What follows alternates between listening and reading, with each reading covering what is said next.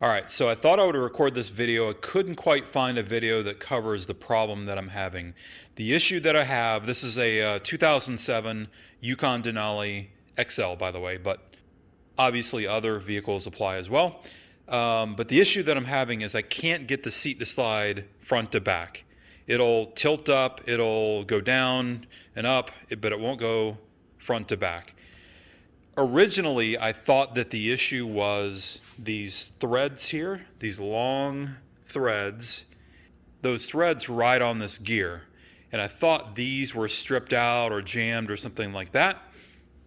So I did actually buy on eBay, this was 60 bucks. I bought a new base, did not have any motors, and it was 60 delivered. So I thought it was a pretty good deal.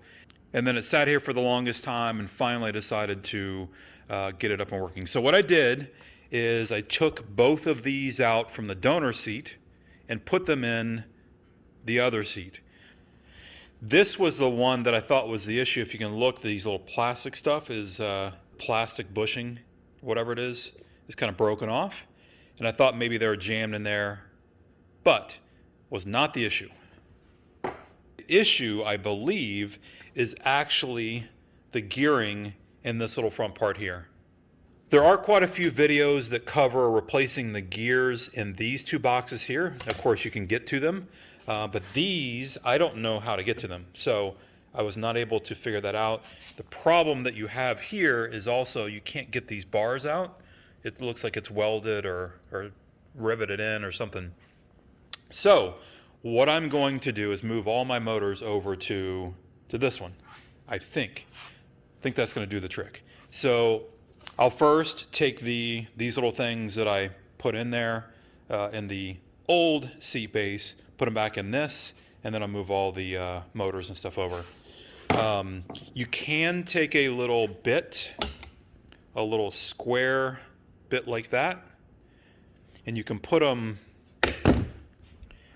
right in these gearboxes here, and that'll let you know if the gears are working. So I did test each one of these, and you can test these here by using a screwdriver there.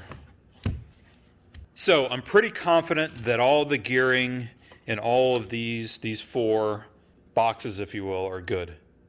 So now what I'm going to do, take the seat out and then get down to the base, pull all the wiring out. I don't know if this was the exact same model, a different model, so I'll pull it out just in case and see if I can get the motors back on here and see if I can get that to work.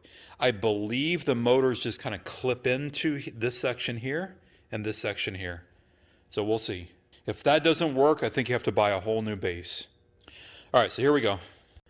All right, so the first thing I want to do is once I get the seat out of there to make sure that these actually fit the holes. Probably a good idea to make sure you do all that before I bolt this to the seat, try to get it back in there, make sure it fits. I bought this on eBay. It was, labeled as the right year and model, all that sort of stuff, but you never really know. All right, so this is the one that was in my truck, and this is the donor one. Everything does appear to look the same. Wasn't too hard to get it down to this point. You can see there's other videos that cover that. But I definitely want to make sure I transfer everything over perfectly. One of my biggest fears is that I get it all the way in there and something doesn't work or fit or whatever, but this is possible. So I think what I may do is strip all the cables out of this and then take the cable out of that, put it in here. I guess I should make sure I can get the motors out of there. So let me take a look at that. The motors do appear to just kind of clip in, like on these front bars. So I think they clip in, they'll clip back in, and I'll have to line up these little shafts to go in there. So wish me luck. So one thing I didn't show is on the donor base, the tracks were pretty gummed up, and one of them was kind of rusty. So I took some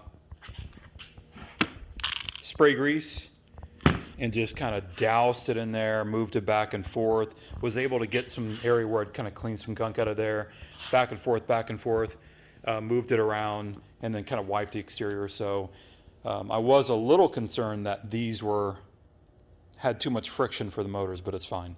Just make sure that your donor ones slide pretty well, clean it out. I think there is a way to take these completely off and clean them, but that was not needed for what I was doing. See, I don't know if I was able to fully explain it initially, but the issue that I was having is if you're looking at both this screw and that screw, where it kind of clamps to the frame, you could see it would try to move, and one side would move and the other wouldn't. So you'd move the switch back or forward, and one side would move. So that led me to believe that this was the problem. I figured the threads were jammed up and the threads were not able to move back and forth. You're able to, when the seat is still on, you can actually get a drill on the back of this and move it back and forth.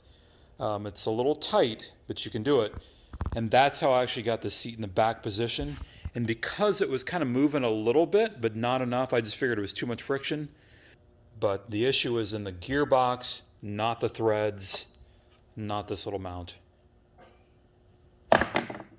And like I mentioned, there's other videos that talk about the seat not moving up and down, forward, front to back kind of thing. And apparently there's a brass gear kit that you can buy for these that fixes that. But these are easily accessible. Those are not. I believe a new base without the motors is roughly $300. I'll try to put it up on the screen. So you may want to just go ahead and get one of those, because it was a crapshoot of all of these gears and everything. I did try to test them, by the way, before I put it in the car. But it's definitely a crapshoot that who knows how long those gears are going to last. But for now, it's working good. All right, as best I can tell, I have everything back together.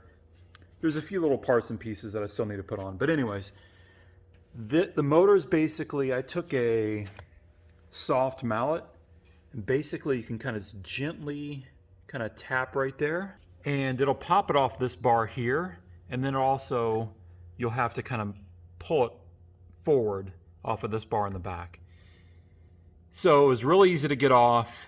The tricky part is to make sure that all these little all these little shafts line up. So it took me about 2 times. One of these, I think, were binding. One of the shafts were binding a little bit when I had it in there. But long story short, you should be able to maybe get like a second pair of hands while you maneuver this whole mechanism here. Have the person line these 3 shafts up here while you mind this one up here. So that one, this little module kind of popped off, but I was able to kind of get it in the hole there, pop that back on, and it went in pretty easy. The biggest issue I had is this one here was just kind of buckled a little bit. I don't know why, so I kind of put it all in. That one was still buckled, so I had to take it all back out and then put it back in.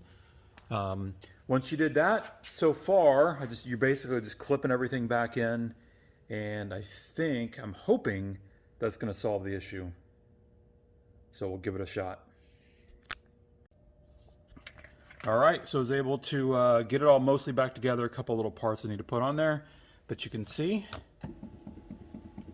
moving forward, moves back, leans back. So yeah, now we can move the seat forward, back, wherever we want to put it. So couldn't be happier with how it turned out. If you have any questions, let me know below in the comments. And thanks for watching, and hope this helped.